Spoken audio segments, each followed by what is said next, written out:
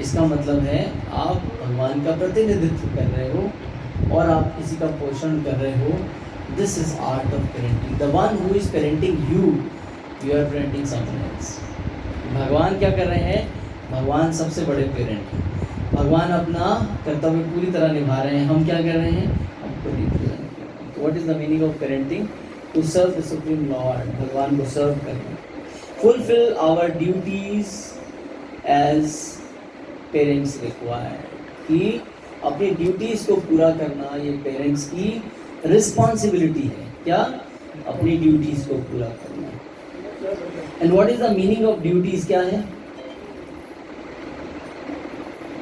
Duties? ये है parents को स्पिरिचुअल और मटेरियल दोनों ही डाइट का फुलफिलमेंट करना पड़ेगा। क्या करना पड़ेगा? To exist in this material world उसको भौतिक एजुकेशन भी देनी पड़ेगी और साथ में उसकी कॉन्शियसनेस को बिल्ड करने के लिए उसको स्पिरिचुअल एजुकेशन भी देनी पड़ेगी। बिकॉज दोनों सर्कमस्टांसेस में उसको सोसाइटी में रहना पड़ेगा। For the good task, for the earning basis उसको मटेरियल वर्ल्ड की एजुकेशन काम आएगी, but for the difficult face उसको स्पिरिचुअल जो उसकी डाइट होगी वो काम आएगी। कितने लोगों को समझ में आया? रीजन है हाथों पर कीजिए, कितने लोगों को समझ में आया? अपने हाथ को ऊपर कीजिए, समझ में आया? कि हमें जब अर्निंग करनी होगी तो हमें मटेरियल वर्ल्ड की एजुकेशन काम आएगी, बट उसी अर्निंग बेसिस में उसी चैनल में जब हमें सर्कमस्टांसेस फेस करने पड़ेंगे, डिफिकल्टीज फेस करनी पड़ेंगी, तो हमारी कॉन्शियसनेस की जो हमारी खुराक जो हमारे पेरेंट्स ने हमें दी है वो हमारे काम आएगी। For the difficult face your conscious will be strong. But हम क्या करते हैं? हम मटेरियल वर्ल्ड में तो एडवांसमेंट कर लेते हैं, मगर स्पिरिचुअल वर्ल्ड में हमारा डब्बा जो है गोल होता है। Love at first sight, divorce at first fight, ऐसा होता है ना? डिवोर्स केसेस क्यों बढ़ गए हैं? बिकॉज हमारी कॉन्शियसनेस इतनी स्ट्रांग है ही नहीं कि हम किसी को डाइजेस्ट कर सकें। You don't have. पढ़ाई करके तो हमने कमाना तो सीख लिया मगर जीना नहीं सीखा। जीने की कला कौन सिखाता है? आध्यात्मिक जीवन। कमाने की कला कौन सिखाता है? भौतिक जीवन। मगर जीने की कला कौन सिखाता है? आध्यात्मिक जीवन। हम किसी को कहते हैं give some time for the lord, we don't have time. कि जीवन में हमारे पास समय नहीं है, बट समय जीवन का एक हिस्सा है, मगर जीवन ही सब कुछ है। मगर हम समय को महत्व देते हैं। जीवन में समय है, समय में जीवन नहीं है, इस बात का ध्यान रखें। अगर हम आपको कहें कि आप जीने के लिए क्या करते हैं तो आप कमाई के जरिए बताओगे, मगर हम पूछेंगे जीने के लिए क्या करते हैं तो कोई भी आध्यात्मिक जगत की बात नहीं करेगा। कि we give our time to the lord to earn something, earn for what? For our consciousness. अपनी सोल को हम स्ट्रांग करने के लिए, अपने रिलेटिव्स के बीच में लव एंड अफेक्शन बनाने के लिए, लोगों से अच्छा व्यवहार करने के लिए हम स्क्रिप्चर्स पढ़ते हैं या हम एसोसिएशन करते हैं डिवोटीज के साथ। हम बताएंगे आप जीवन में क्या करते हैं तो बोलेगा हम जॉब करते हैं, हम अर्न करते हैं, हम ये सब काम करते हैं, मगर कोई भी नहीं बताएगा कि हम अपने जीवन को अच्छा बनाने के लिए क्या करते हैं। हम अच्छे कपड़े पहनते हैं, अच्छा देखते हैं, अच्छे घर बनाते हैं। To making a building doesn't means you make a house. कि आपने एक बिल्डिंग बना ली इसका मतलब नहीं कि घर बनाया है। गाड़ी खरीदना इंपॉर्टेंट नहीं है, मगर उससे जो रास्ता कवर करना है वो ज़्यादा इंपॉर्टेंट है। मोबाइल खरीदना इतना इंपॉर्टेंट नहीं है, मगर मोबाइल से जिसको कनेक्ट करना है वो ज़्यादा इंपॉर्टेंट है। मगर हम क्या करते हैं? मोबाइल का काम है कनेक्ट करना, मगर इंपॉर्टेंस कितना देते हैं? We should have a good mobile. हमारे पास एप्पल होना चाहिए, हमारे पास एंड्रॉयड होना चाहिए, लेटेस्ट मोबाइल होना चाहिए, गूगल मोबाइल होना चाहिए, मगर हमें कनेक्ट किससे करना है? That is more important. हमारे पास एक्सपेंसिव कार होनी चाहिए, मगर इम्पॉर्टेंट ये है कि हमारी डेस्टिनेशन क्या होनी चाहिए। हमारे कपड़े बाहर से अच्छे होने चाहिए, मगर हमारा चरित्र कैसा होना चाहिए उस पर बेस नहीं है, मतलब उस पर ध्यान नहीं है। हमारे शरीर पे जो वस्त्र है वो सुंदर होने चाहिए। मंडे है तो कौन सा कलर? White colour. ट्यूसडे तो ऑरेंज कलर, वेडनेसडे है तो ग्रीन कलर, और थर्सडे है तो येलो कलर, फ्राइडे है तो ब्लू कलर, और सैटरडे है तो ब्लैक कलर। मगर चरित्र का कौन सा कलर? मगर वो कहते हैं कि आपके चरित्र का कलर सैफरन होना चाहिए। सैफरन क्या है? Which is the represent a spiritual world. मगर सिंबॉलिक दे दिया गया, हम केसरिया, मतलब हम किसी पार्टी के नहीं, बट केसरिया मीन्स वी आर स्पिरिचुअल। हमारा जीवन का रंग जो है केसरिया होना चाहिए, राइट? तो हमें क्या है, हमें स्पिरिचुअल वर्ल्ड में अपने आप को कैसे डेकोरेट करना है, that is most important. And dress yourself and address others. क्या आपकी खुद की ड्रेसिंग सेंस तो है नहीं, बच्चों को हम क्या सिखाएंगे? कद्दू कुछ नहीं सिखा सकते। कुछ सिखा सकते हैं क्योंकि हम खुद को अभी ड्रेस नहीं कर पाए, हमें ड्रेस किसको करेंगे? हमें खुद नहीं मालूम जीवन कैसे जीना है। You have time, we don't have time. We have time to come, no we don't have time. मगर समय में जीवन नहीं, जीवन में समय है। ये बात समझना बहुत जरूरी है। तो क्या है? Fulfilment, fulfil our duty as a parents required for children, बहुत जरूरी है। Feed your childrens in a better way, it's a balance diet. Balance diet कैसी होनी चाहिए? नरिशमेंट मटेरियल है, बिकॉज हम मटेरियल वर्ल्ड में एग्जिस्ट करते हैं, इम्पॉर्टेंट है मटेरियल वर्ल्ड, मगर स्पिरिचुअल वर्ल्ड भी उतना ही ज़रूरी है। कि बैलेंस बना के बहुत ज़रूरी है, बैलेंस बनना, राइट? बिना बैलेंस के गाड़ी चलेगी नहीं, बैलेंस बहुत ज़रूरी है। How we can fulfil our family responsibility and still the progress in spiritual life? कैसे करोगे आप? क्या प्रोसेस है अपनी फैमिली को, अपनी रिस्पॉन्सिबिलिटी को? What is the meaning of responsibility of the parents? की रिस्पॉन्सिबिलिटी क्या है, उसको समझना बहुत ज़रूरी है। दिस इज अ वेटेज कि क्या हमारी रिस्पॉन्सिबिलिटी है, हम किस तरीके से परफॉर्म कर रहे हैं। Do you find any time to serve lord? क्या आपने अपना कोई जीवन का समय निर्धारित किया है जब आप भगवान की सेवा कर पाए? Raise your hand. क्वेश्चन उठता है, क्या आपने कोई समय निर्धारित किया है जब आपको भगवान की सेवा करनी है? आपका नाम क्या है? जोर से बोलिए। अंकिता। कोई समय निर्धारित किया जब आप भगवान की सेवा कर पाए? आपने? आफ्टर बार। एनीवन? आपने? मॉर्निंग। आपने? कौन सा समय? 5:30। रिप्लाई फास्ट, जल्दी जल्दी जवाब दो। आपने? आपने? टाइम बताओ फटाफट। आप? आफ्टर बार। तो सब लोग नहाने धोने के बाद जो है भगवान की सेवा का समय निर्धारित किया है। How do you find the time to serve your Lord?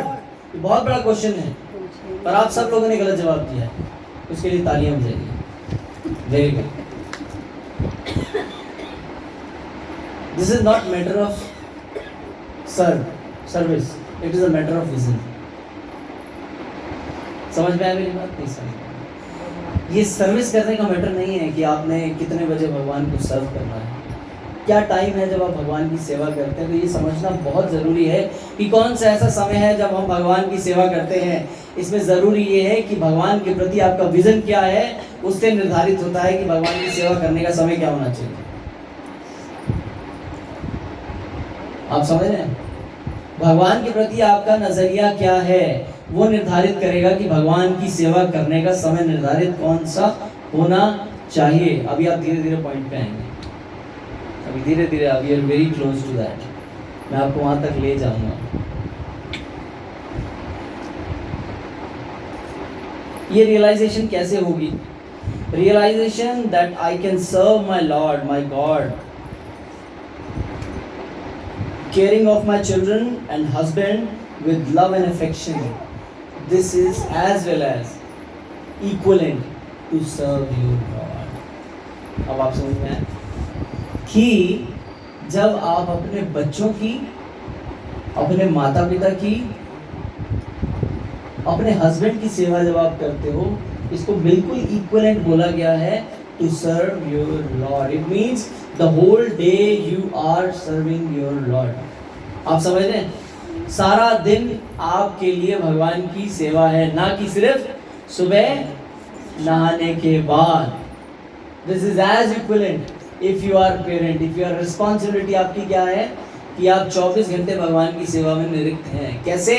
क्योंकि husband is a part and parcel of Lord, children is a part and parcel of Lord, parents is a part and parcel of Lord, the whole family is a part and parcel of Lord, as well as you are serving your supreme Lord. Correct? मगर उसके पीछे vision क्या होना चाहिए? Still I am coming to the point. Vision क्या होना चाहिए? आपका भगवान के प्रति नजरिया क्या होना चाहिए, वो समझना जरूरी है। Because I am a representative of lord, मैं भगवान का प्रतिनिधि हूँ, तो मुझे इनकी सेवा नहीं करनी, एज वेल एज मुझे भगवान की सेवा करनी है। तो मुझे क्या करना पड़ेगा? मुझे इनको बैलेंस डाइट देनी पड़ेगी। It means we are wrong. अगर हम खाली उनको कपड़े पहनाना, खाना खिलाना, छत देना और खुश रखना इतना ही कर रहे हैं, तो हम भगवान की सेवा नहीं कर रहे। इसके पीछे विजन होना चाहिए कि हम भगवान की सेवा करें। खाना वो खिलाना जिसको भगवान को भोग लगाना, कपड़े वो पहनाना जो भगवान को अर्पित करके पहनाना, उसको भौतिक जगत की पढ़ाई तो पढ़ाना ही, मगर आध्यात्मिक जगत के बारे में भी बताना कि तुम्हारा पिता कौन है, किसकी वजह से हम खा रहे हैं, किसकी वजह से हम सो रहे हैं, किसकी वजह से हमारी ज़रूरतें पूरी हैं, किसकी वजह से हम यहाँ सब बैठे हैं। आप समझ रहे हैं? ये समझना बहुत ज़रूरी है। तब उस विजन से जब आप अपनी फैमिली को सर्व करते हैं, it means you are serving your supreme lord. तो आप बताइए, मुझे आंसर दीजिए, भगवान की सेवा करने का निर्धारित समय क्या होना चाहिए? मैं दोबारा आपसे पूछता हूँ, पिताजी जवाब दीजिए।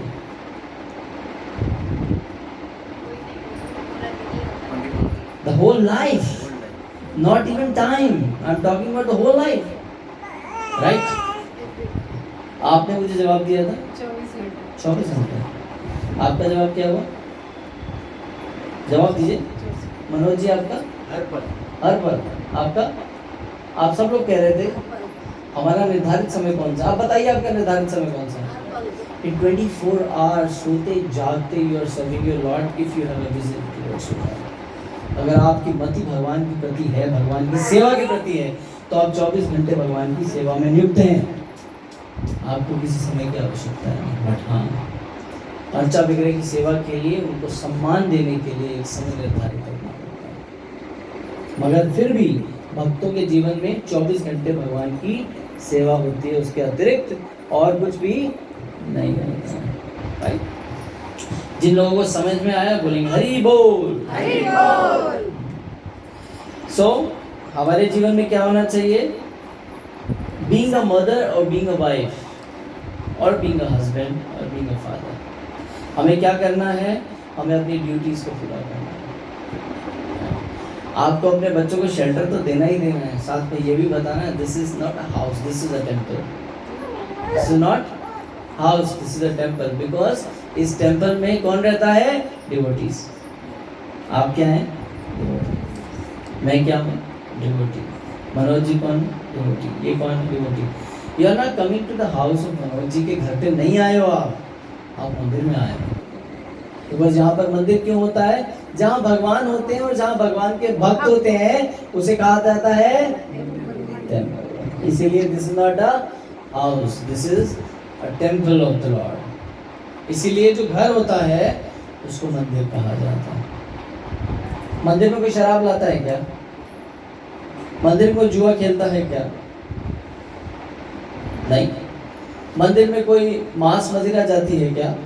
इसीलिए वैष्णव के घरों में ये सब नहीं होता, क्योंकि उनका घर क्या होता है? और बच्चे क्या होते हैं? डिवोटीज।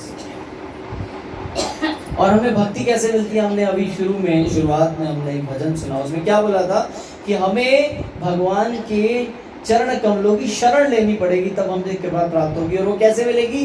भक्तों के संग द्वारा। तो यही फिलॉसफी फॉलो होती है कि आपके बच्चे आपका संग करेंगे और आप गुरुजनों का संग करेंगे, तभी हम भगवान की प्रीति प्राप्त कर सकते हैं। समझ में आया?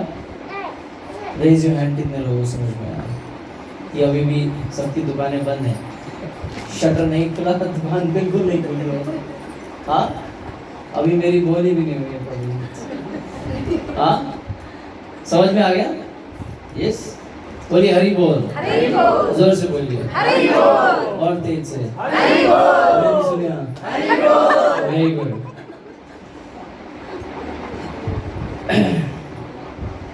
So we are serving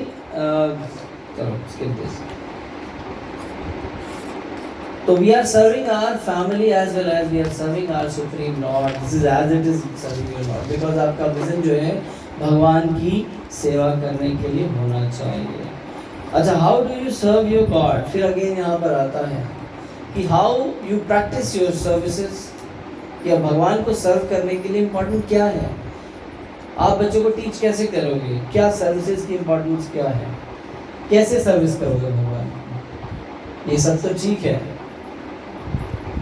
हम भगवान के लिए सब कुछ करेंगे और जो भगवान का ऑफरिंग्स होगा वो हम जीवन में अपनी फैमिलीज को देंगे। फॉर एग्जाम्पल, हम भगवान के लिए कुकिंग करेंगे और वही अर्पित भगवान का किया हुआ प्रसाद हम अपनी फैमिली को खिलाएंगे, राइट। जो भी धन हम अर्जित करेंगे उसको भगवान को अर्पित करेंगे, उससे खरीदे हुए कपड़े हम खरीदेंगे और अपने बच्चों को देंगे। जो भी हम दवाई खरीदेंगे वो भी ऑफर्ड मनी होगी, so means that is also as well as prasadam. और भी जो चीज़ें हम जीवन में उपयोग में लाएंगे, for example or car, or watch, or house, और कुछ भी हमारे जीवन में उपयोग में लाते हैं, हम अगर भगवान को अर्पित कर देते हैं वो धन, तो वो प्रसाद रूप में आपके जीवन में आ जाता है, जो कि आपको एक स्पेशल पावर प्रदान करता है।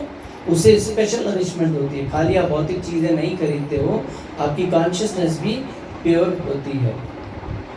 तो क्या सर्विसेज करने का तरीका क्या है, क्या बताया है तरीका शास्त्रों को बताएगा?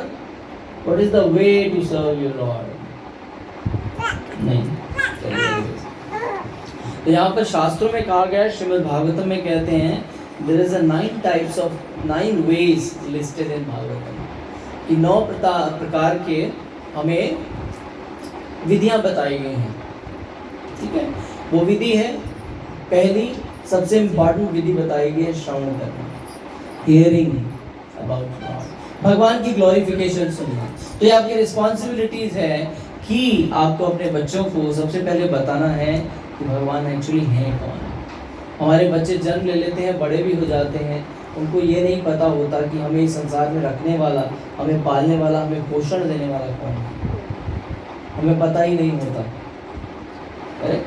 और बच्चों को मालूम ही नहीं होता, बच्चे बड़े हो जाते हैं, उनको पूछो कि who is Lord, who is Krishna, तो बेचारों ने जो कार्टून में देखा होता वही बताते हैं। उनकी जीवन जो है कार्टून तक ही सीमित रह जाती है। हाँ? और बड़े भी हो जाते हैं तो वही चर्चा करते हैं जो टीवी सीरियल और कार्टून में देखते हैं। हाँ? तो अभी भी हम अगर चर्चा करें, हम अगर किसी से पूछ लें हु इज कृष्णा, तो जितना आपने सीरियल में देखा उतना ही पता होगा कृष्ण कौन है। मगर कृष्ण कौन बताते हैं? शास्त्र बताते हैं। शास्त्र कौन बताते हैं? साधु संत बताते हैं। तो हमें क्या करना होगा? साधुओं को संग करना पड़ेगा, उनसे सुनना पड़ेगा, क्योंकि भक्ति की आंखें कान हैं। आपको श्रवण करना पड़ेगा, भगवान की ग्लोरिफिकेशन सुननी पड़ेगी, तब जाके अपने बच्चों को आप ग्लोरिफिकेशन सुना पाओगे। और तब उनको पता चलेगा कि मेरे जीवन में जिसने मुझे पैदा किया है, एक तो वो इतना महत्वपूर्ण, और दूसरा उसने जो जीवन दिया है वो कितना इम्पोर्टेंट है। तब वो जब जाके इस भौतिक जगत में ट्रैवल करेगा तो उसको अपनी इम्पोर्टेंस पता लगेगी। If you respect your self, you respect others. कि अगर आप अपनी इज्जत करना जानते हो तभी आप दूसरे को इज्जत दे सकते हो।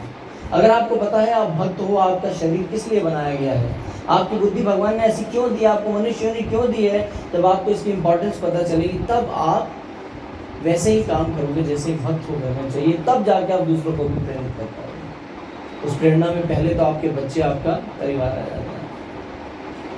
Charity begins from. तो हमें क्या करना है? हमें अपने घर से ही शुरुआत करनी है। कहते हैं ना, dress yourself then address others. तो क्या करना? अपनी रिस्पेक्ट नहीं करोगे तो दूसरों को रिस्पेक्ट कैसे दोगे? Respect in the sense not from for your ego, I am talking about for your self respect. ये शरीर है जो कि भगवान की सेवा के लिए है, और ये बुद्धि है जो कि भगवान की सेवा के लिए। And I am a part and parcel of lord. मैं भगवान का दास हूँ। ये परिवार जो है ये भी भगवान की सेवा के लिए है, और मैं भगवान की सेवा कर रहा हूँ, ना कि अपने परिवार को अपनी प्रॉपर्टी समझ के सर्व कर रहा हूँ। तो इसमें आपका बच्चा आपकी प्रॉपर्टी से पहले किसकी प्रॉपर्टी? तो उसमें बच्चे के प्रति माँ का सम्मान और माँ के प्रति बच्चे का सम्मान दुगना हो जाता है। विजन चेंज हुआ? किसका हुआ?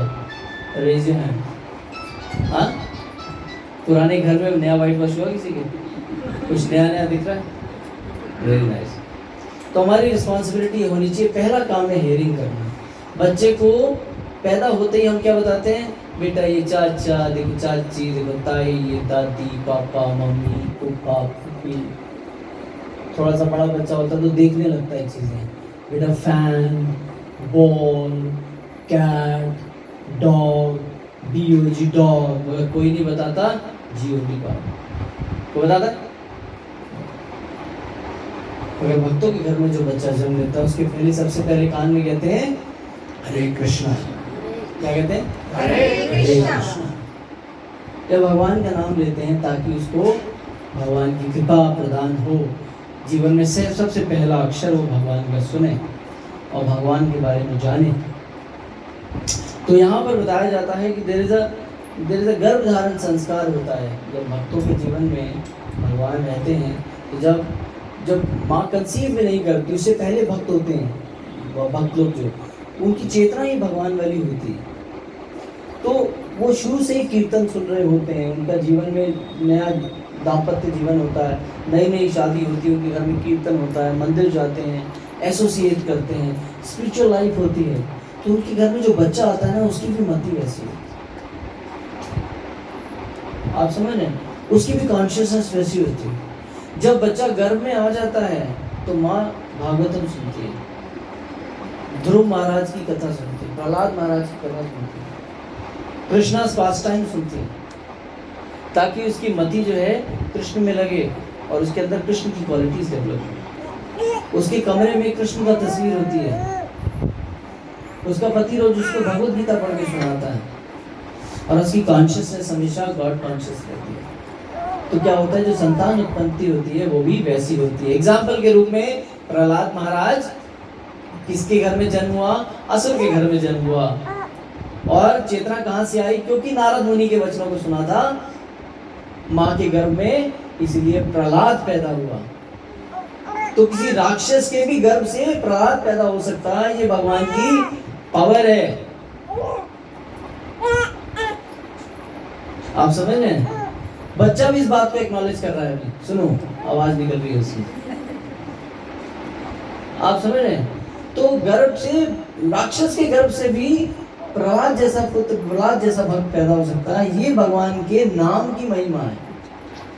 तो आप सोचिए, भगवान की महिमा एक भक्त के गर्भ में बच्चा है, वो सुनेगा तो ये तो बहुत बड़ी बात होगी। तो आप सोचिए कितना बड़ा ड्रास्टिक चेंज हमारे जीवन में आ सकता है। हमारी बच्चों में मति ऐसी क्यों नहीं होती?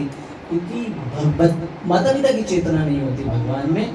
माता पिता को पता ही नहीं है विजन क्या है जीवन का, इसीलिए बच्चे ऐसे होते हैं, उनकी मति ऐसे होती है। आप समझो, तो यहाँ पर बताया गया है, there is a listed 9 types। पहला क्या है? श्रवणम, सुनना। दूसरा क्या है? कीर्तनम, कि भगवान का नाम जपना। हरे कृष्णा कृष्णा कृष्णा हरे हरे, हरे राम राम हरे हरे। चेतो दर्पण मार्जनम, आपके चित्त का मार्जन मतलब आपके हृदय का जो दर्पण है उसकी सफाई होती है। आप अपना प्रतिबिंब देखते हो, आपका हार्ट क्लियर होता है, तब आपको भगवान के दर्शन होते हैं। जब प्लेटफॉर्म साफ होगा तभी तो भगवान विराजमान होंगे। आपका प्लेटफॉर्म ही गंदा है, भगवान कहाँ से आएंगे? सुख संपत्ति घर आवे, कष्ट मिटे तन का, तेरा तुझको अर्पण क्या लागे मेरा। ऐसी होता है? हाँ? मेरा मुझको अर्पण क्या लागे तेरा, जय चिटिनो।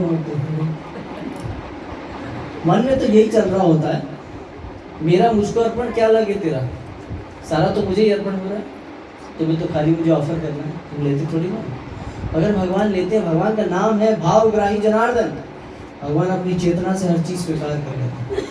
हो सकता है आपको धन वापस दे दें मगर धन नष्ट हो जा सकता है। आपको अन्न भी वापस दे दें मगर आपको डायबिटीज हो सकती है। आपको तन भी वापस दे दें मगर पैरालिसिस भी हो सकता है। अभी सुना है जस्टिन बीबर के पैरालिसिस हो गया, सुना है?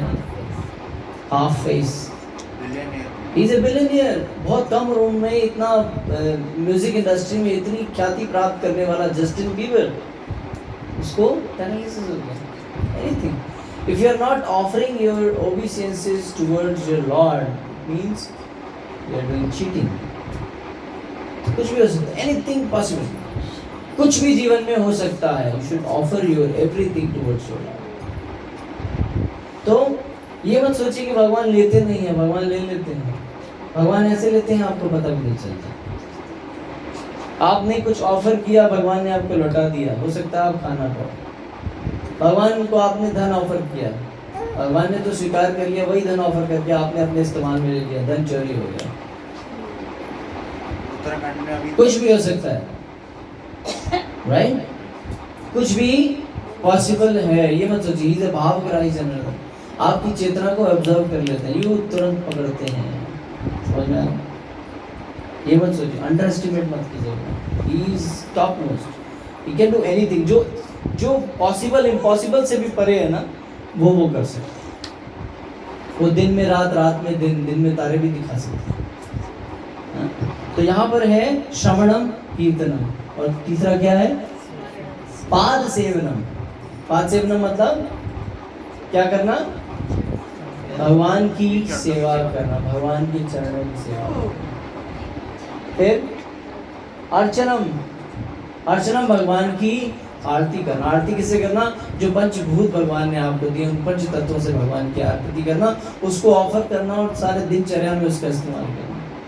भगवान को दी हुई अग्नि, भगवान को दिया हुआ फल, भगवान को दिया फूल, भगवान को दिया, और सारा दिन आप किससे एग्जिस्ट करते हो? इन्हीं चीज़ों से करते हो। This is offering towards your Lord. और उसका उचिष्ट मतलब उसका दिया हुआ प्रसाद हम सारे दिन में ग्रहण करते हैं। यहाँ तक कि हवा, यहाँ तक कि फायर जो आपके खाने को पचा रही है, और अग्नि आपकी चीज़ों को जला रही है जिससे आपको दुर्गंध नहीं आती, अग्नि आती।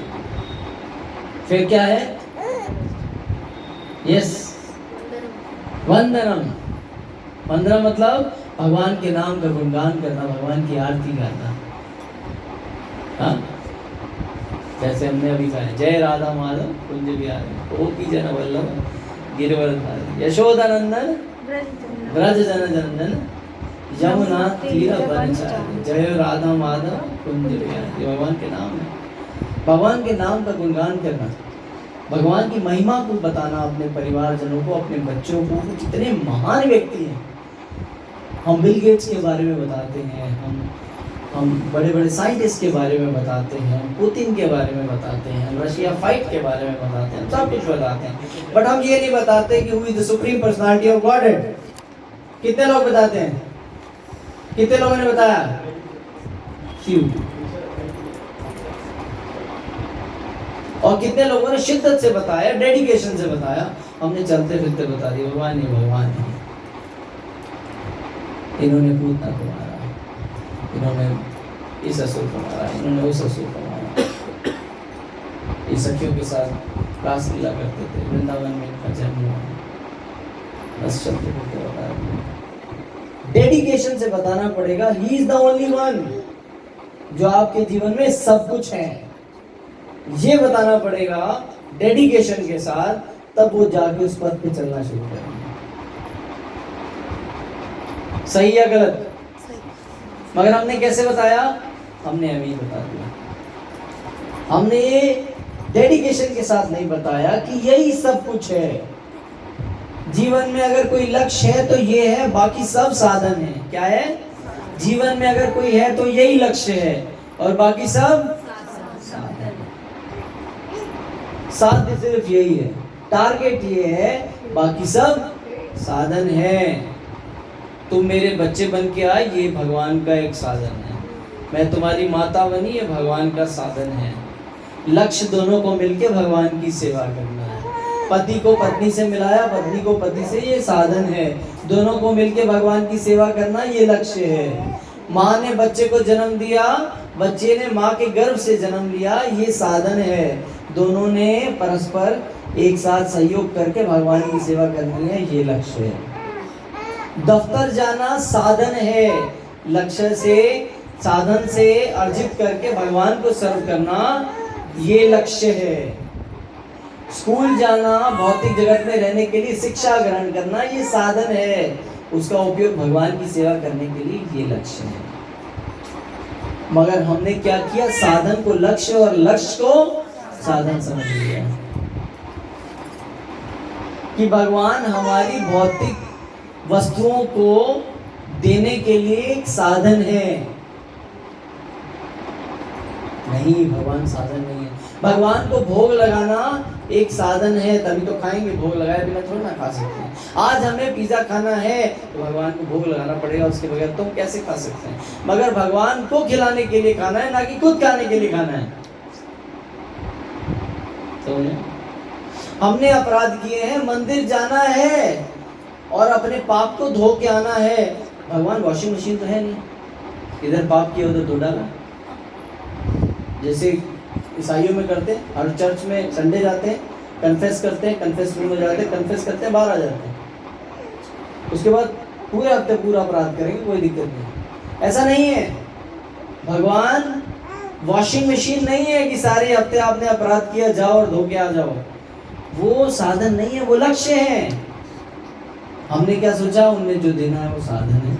वो साधन का उपयोग करने के लिए हम भगवान को साधन समझ रहे हैं। भगवान साधन नहीं है। कितने लोगों को समझ में आया? हाथ ऊपर करो, बोलो हरि बोल, हरि बोल। सब सो गए, दोबारा बोलो हरि बोल, हरि बोल। फिर क्या है? श्रवणम कीर्तनम पाद सेवनम अर्चनम वंदनम विष्णु स्मरणम। हाँ, कि हमेशा कृष्णेर मतिर्गता। क्या? मेरे पीछे दोबारा दोहराइए, कृष्णेर मतिर्गता। हमेशा मति कहाँ लगी हो? कृष्ण में लगी हो। उदाहरण के रूप में प्रहलाद महाराज, पिताजी ने बोला खंबे में भी है भगवान, बोले हाँ, भगवान प्रकट हो गए। कैसे? भगवान कौन है? भावग्राही जनार्दन, ही मैनिफेस्ट हिमसेल्फ। भगवान भक्तों के सामने अपने आप को मैनिफेस्ट करते हैं, है ना। अगर मैं विश्वास करता हूँ भगवान पे और बोलूँ इनके अंदर भगवान है, तो इनके अंदर से भगवान निकल के आपको दर्शन दे देंगे। मगर डिपेंड करता है कि मेरी भगवान के प्रति श्रद्धा कितनी है। प्रहलाद के मन में भगवान 24 घंटे विष्णु स्मरण करते थे, इसीलिए खंबे से निकल कर बाहर आए। भगवान ऐसा नहीं है, भगवान अपनी मर्जी से मैनिफेस्ट होते हैं, आपकी मर्जी से नहीं होते। वृंदावन में आपको दुनिया भर के लोग दिखाई देंगे, मगर भक्तों को भगवान खुद प्रकट होकर दिखाई देते हैं, क्योंकि भगवान खुद को प्रकट करते हैं, वरना वृंदावन में भी नहीं दिखेंगे। क्या? भगवान अपने आप को प्रकट करते हैं, भगवान अपने आप को मैनिफेस्ट करते हैं। निर्भर ये करता है कि आपको भगवान को देखने की शिद्दत, आपकी कैपेसिटी कितनी है, भगवान उस पर निर्भर करते हैं। भगवान भक्तों को दर्शन तो क्या, उनकी शरणागत भी हो जाती है। करेक्ट? तो ये डिपेंड करता है विष्णु स्मरण पे। फिर क्या है? कितने हो गए? साख्यम। साख्यम क्या है? भगवान को सखा रूप में। किसने की सेवा सखा रूप में? अर्जुन ने। अर्जुन ने भगवान की सेवा सखा रूप में की और भगवान ने उनको प्रकट होकर दिखाया, भगवान ने उनको अपना ऐश्वर्य दिखाया, उनको अपना यूनिवर्सल फॉर्म दिखाया, और भगवान ने उनके पैरों को अपनी पीठ पे भी रखवाया। क्यों? जब भगवान का रथ, भगवान ने अर्जुन का रथ चलाया, तो जो रथ चलाने वाला होता है उसको डायरेक्शन कैसे दी जाती है? जब रथ रोका जाता है तो रथ चलाने वाले सारथी के पीठ पे बीचों बीच पैर रख के दबाया जाता है, तो वो ब्रेक लगाता है। अगर लेफ्ट मुड़ना होता है तो लेफ्ट कंधे पे पैर रख के दबाया जाता है, तो वो लेफ्ट मुड़ता है। और जब राइट मुड़ना होता है तो राइट कंधे पे पैर रख के दबाया जाता है, तो घोड़ा राइट को मोड़ देता है। तो सोचो, भगवान सारथी बने और अर्जुन के पैरों तक को अपने शरीर पे धारण किया, क्योंकि भगवान को सेवा रूप में उन्होंने ऐसे किया। सखा रूप में अगर वो भगवान रूप में होते तो वो ना कर पाते। तो भगवान ने क्या किया? भगवान की उनकी वो कॉन्शियसनेस ले ली कि वो मेरे को भगवान महायुद्ध के समय भगवान ने उनको अपना पूरा ज्ञान दिया, मगर जो वो रथ चला रहे थे तो भगवान ने वो मति उनसे ले ली और भगवान की सेवा वो कर पाए सखा रूप में। फिर दर्शनम, कि भगवान के दर्शन करना, भगवान के दर्शन करने की भी विधि है। भगवान के चरणों से लेकर भगवान की जांघों तक, भगवान की नाभि, भगवान का वक्षस्थल, भगवान का राइट शोल्डर, भगवान का लेफ्ट शोल्डर, भगवान के उदर मतलब होंठ, भगवान की नाक, भगवान का माथा और भगवान का पूरा मुख कमल, और फिर भगवान के नेत्रों के दर्शन करना। या कि नहीं डायरेक्ट भगवान से नैन लगा लेना, ऐसे नहीं करना है, क्योंकि भगवान की प्रीति भगवान के चरणों से प्राप्त होगी। ऐसे भगवान के दर्शन करना और भगवान को निहारना कि तुम कितने सुंदर हो, ये दर्शन करने की विधि है। ऐसे तो विधि में बहुत कुछ दिया है, अगर मैं बड़े शॉर्ट नोटिस में आपको बता रहा हूं। और फिर क्या है, हाँ, आत्मनिवेदन। आत्मनिवेदन का मतलब क्या है, अपनी कॉन्शियसनेस भगवान में रखना, अपने आप को अर्पित कर देना भगवान को, आत्मसमर्पण, कि अपने को पूरा समर्पित कर देना। किसने किया था? 3 पग भूमि बलि महाराज, उन्होंने अपना सर्वस्व भगवान को दे दिया था। एक पग में क्या लिया?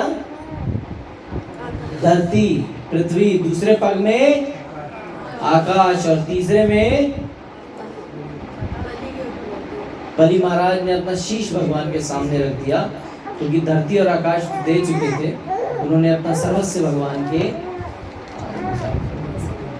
तो ये 9 तरीके की विधियां हैं, जिसमें से किसी एक पे भी मन लग जाए ना, तो भगवान की सेवा करनी सरल हो जाती है, इजी है ना। टाइम क्या हुआ?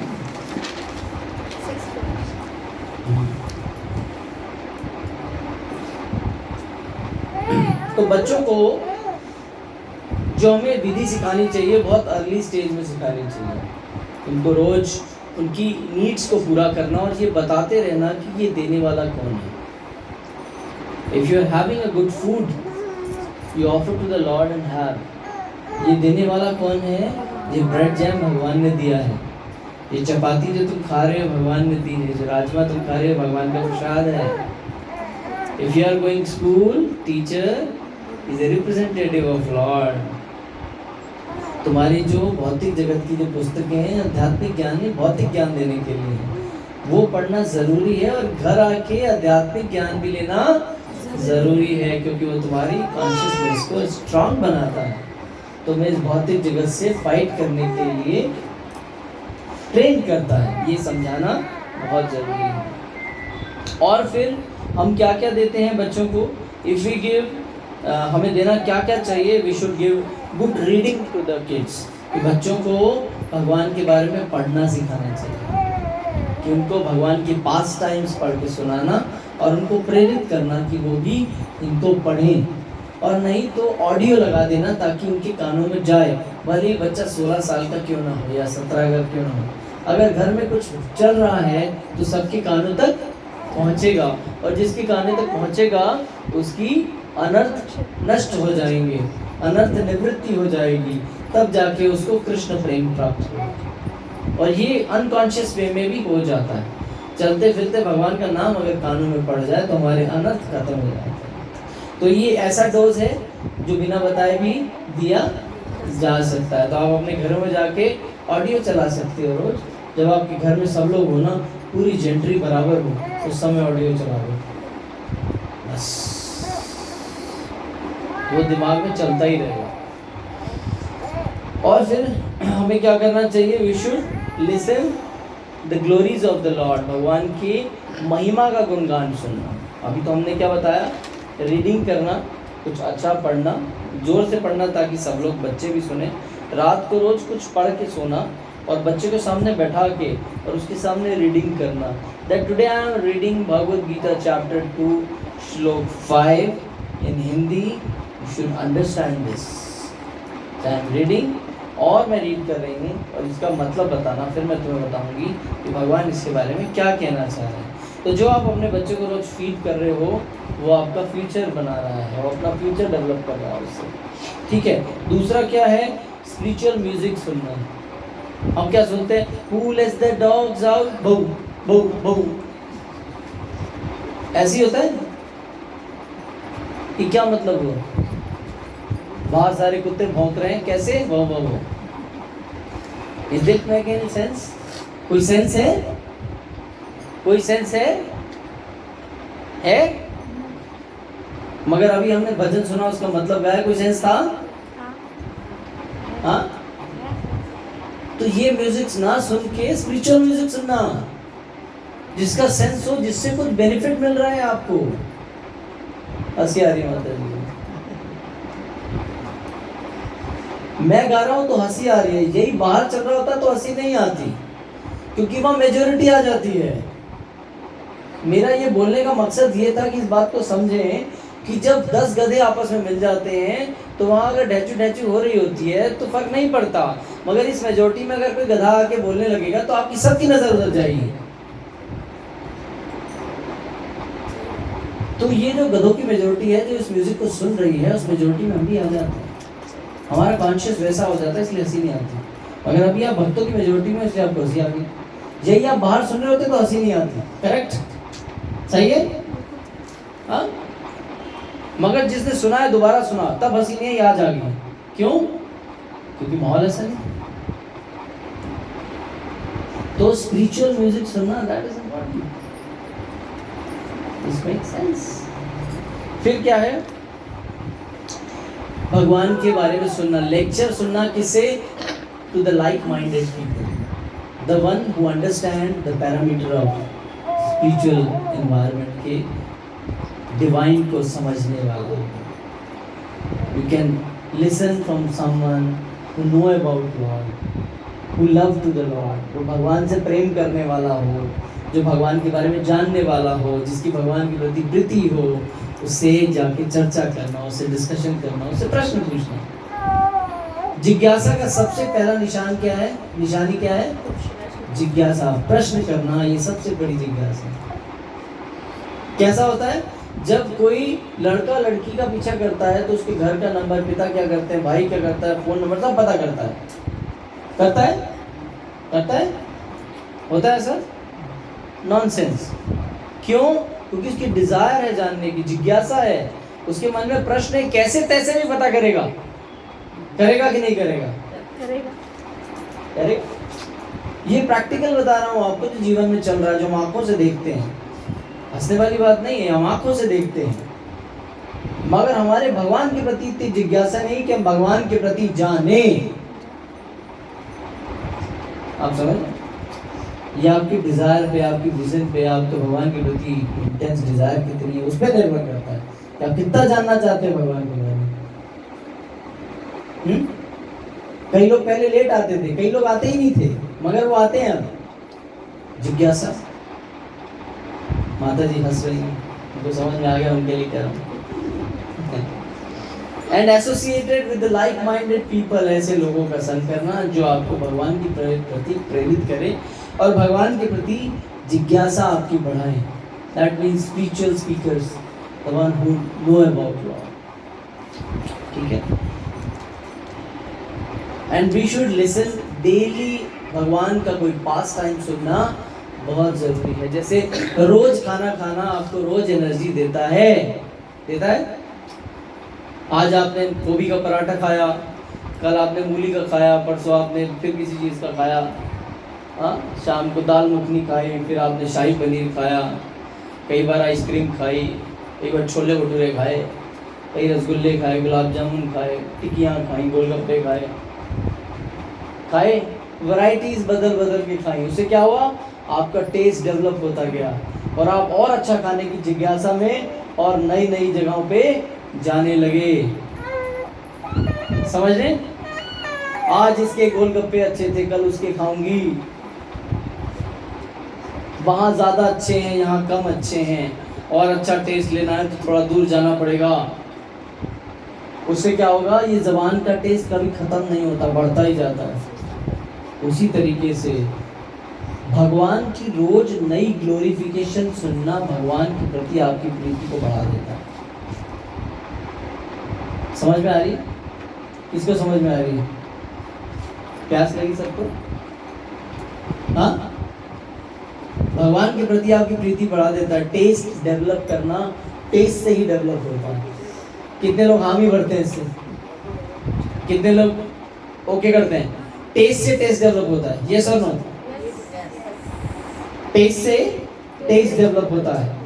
अगर आपको हींग का गोलगप्पा खाना है, अगर उसके बाद आपको दूसरा टेस्ट लेना है, तो उसमें आप दूसरी चटनी डलवा के खाते हो, करेक्ट? टेस्ट चेंज करने के लिए आप टेस्ट को डेवलप करता, राइट? उसी तरीके से स्पिरिचुअल वर्ल्ड में if you here the glorification of Lord, तो आपका टेस्ट डेवलप करेगा, और अगले दिन आप जब दूसरी कथा सुनोगे तो आपका टेस्ट 3-4 गुना बढ़ा देगा। हरि बोल। टेस्ट ही टेस्ट को डेवलप करता है। अगर भगवान के प्रति प्रीति बढ़ानी है तो ये गुलाब जामुन तो खाना पड़ेगा। हाँ, ये जो भगवान का गुलाब जामुन है, जिसको भागवतम कहते हैं ये ऐसा मिष्ठान है, किसी भी तरफ से खाओ उतना ही स्वादिष्ट होता है। अध्याय बीच में से उठा लो, चाहे पहले से उठा लो, चाहे अंत से उठा लो, उतना ही स्वाद आएगा। तो टेस्ट को डेवलप करता है। अगर आप भगवान की ग्लोरिफिकेशन रोज सुनते हो तो भगवान की प्रीति आपके मन में और ज़्यादा बढ़ जाती है और जानने के जिज्ञासु हो जाते हो। तो क्या करना है? डेली हमको क्या करना है? भगवान की कथाओं का स्मरण करना है। समझ में आया? तो हरि बोल बोलिए। हरि बोल। हमें क्या करना है? स्पिरिचुअल और मटेरियल दोनों एडिशनल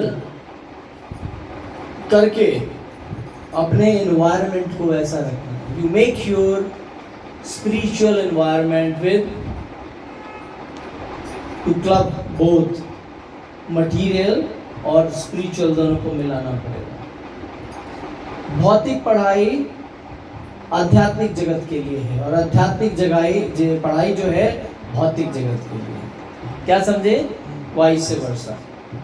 भौतिक पढ़ाई पढ़ोगे तो आध्यात्मिक जगत में काम आएगी, और भौतिक आध्यात्मिक पढ़ाई पढ़ोगे तो भौतिक जगत में काम आएगी। समझ में आया कि क्या हो गया? सब कुछ समझ में आया कि जब हम भौतिक पढ़ाई पढ़ेंगे और जब हम उससे कुछ बन जाएंगे तो उससे धन अर्जित करेंगे और अपने भगवान की और अपने परिवार की सेवा करेंगे। परिवार की सेवा मतलब भगवान की सेवा। विजन वो होना चाहिए। तो भौतिक पढ़ाई करना और भगवान की स्पिरिचुअल वर्ल्ड में सेवा करना जरूरी है, और स्पिरिचुअल पढ़ाई करना और अच्छे कैरेक्टर को बनाना और समाज को भी वैसा बनने के लिए प्रेरित करना, ये स्पिरिचुअल वर्ल्ड की पढ़ाई मटेरियल वर्ल्ड के लिए है। तो दोनों का सामंजस्य बना के हमें अपने बच्चे को प्रेरित करना है। समझ में आया? तो बोली हरि बोल। हरि बोल। करेक्ट। फिर क्या है? हमें स्पिरिचुअल और मटेरियल दोनों फाउंडेशन को स्ट्रांग बनाना पड़ेगा बच्चों के लिए। ये प्लेटफॉर्म जिसका पिलर अच्छा होता है, इमारत उसी की अच्छी बनती है। आपके लिए तो बहुत अच्छा है। प्लेटफॉर्म जो पिलर है, फाउंडेशन बहुत मजबूत होनी चाहिए, और फाउंडेशन बनाने में सबसे ज्यादा मेहनत क्या लगती है? फाउंडेशन बनाने में, नींव डालने में। पेंट करना आसान है, डेकोरेट करना आसान है, डिजाइन करना आसान है, मगर जो नीचे ग्राउंडिंग, जो नीचे फाउंडेशन होती है ना, वो निर्धारित करती है कि इस इमारत की मजबूती कैसी होनी चाहिए। तो जब आप अपने बच्चे को स्पिरिचुअल फाउंडेशन दोगे तो उसके कैरेक्टर जो है बहुत स्ट्रांग बनेगा, उसका ऑरा बहुत स्ट्रांग बनेगा, उसकी वाणी में एक भारीपन होगा।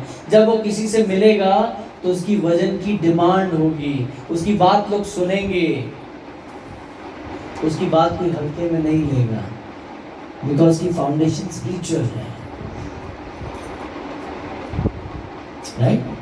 And it helps to the material world as well, कि वो वजन उसके भौतिक जगत में भी उसके काम आएगा। फाउंडेशन तो एक ही होती है, जिसकी स्पिरिचुअल फाउंडेशन स्ट्रांग है उसकी मटेरियली ऑटोमेटिक स्ट्रांग होगी। स्पिरिचुअल क्या है?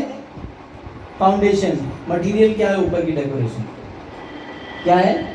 घर की इमारत की जो फाउंडेशन है वो स्पिरिचुअल है, जड़ें मजबूत हैं, ऊपर तो कुछ भी बना लो, कुछ भी बन सकता है क्योंकि फाउंडेशन मजबूत है, ऊपर कुछ भी बन सकता है। He reform himself in any way. वो किसी भी चीज के साथ बहुत इजीली कोप अप कर लेगा because he know the skills of learning. उसको लर्निंग स्किल्स आते हैं क्योंकि उसकी फाउंडेशन बहुत मजबूत है। उसको सिर्फ लेना नहीं आता, वो देना भी जानता है और लेना भी जानता है। हाँ?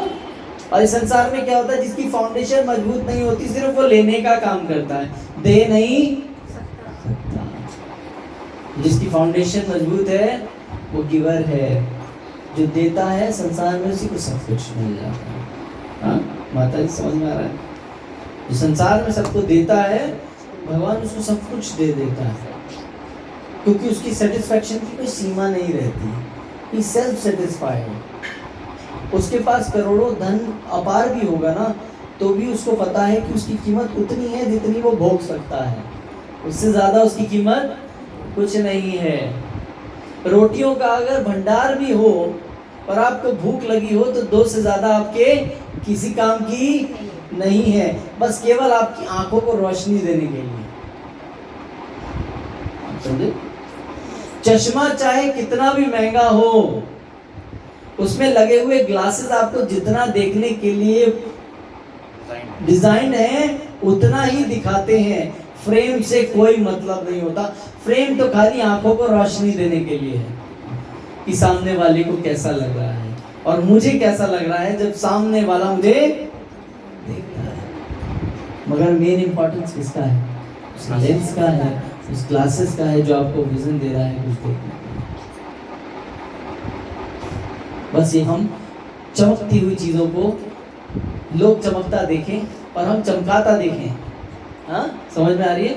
लोग इसको चमकता देखें और हम इसको चमकाता हुआ देखें, इतने में खुश हैं। उसके बीच के दायरे में जो चीजें इंपॉर्टेंट हैं उस पर कोई नहीं जानता। भंडार कितना भी बड़ा हो, जरूरत पे जरूरत की चीज उतनी ही काम आएगी जितनी आपकी योग्यता है। यही बात आपको अपने बच्चों को समझानी पड़ेगी।